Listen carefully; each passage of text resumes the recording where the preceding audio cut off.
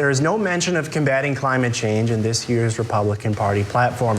Instead, the party is calling for more oil and gas to be drilled in the U.S. Wisconsin conservative climate activist Benji Backer says that the party should be doing more to help the environment. Newswatch 12's Jeremy Fredricks spoke with Backer today. He joins us live from the RNC in Milwaukee. Jeremy?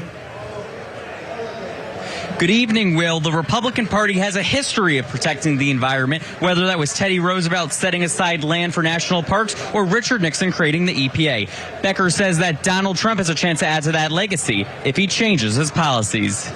The future of the Republican Party is not climate denial and environmental inaction. It's climate change action and environmental action. And Donald Trump has to be a part of that if he wants to leave a legacy that's positive for America and positive for the environment. Climate activist Benji Backer is calling for the Republican Party to do more to slow the impacts of climate change. He's making noise, but not enough to drown out the sounds of many Republicans. Drill, baby, drill! Drill, baby, drill! The RNC's platform calls for lifting restrictions on American energy production and terminating the socialist Green New Deal.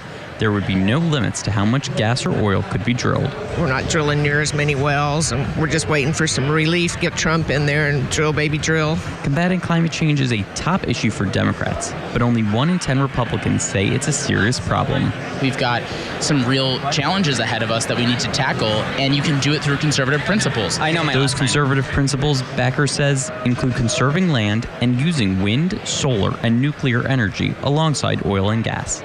President Trump signed a bill into law that gave money for clean energy jobs while making more federal land available to drill on.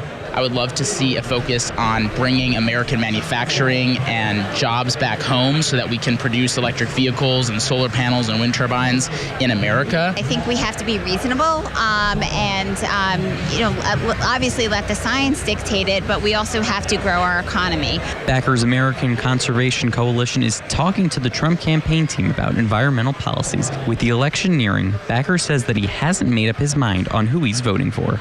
I'm unsure on whether or not I'm going to vote for Donald Trump at this point. And that's largely because of the environment. And if he improves his messaging and puts together a policy agenda on this issue, I would be willing to consider voting for him.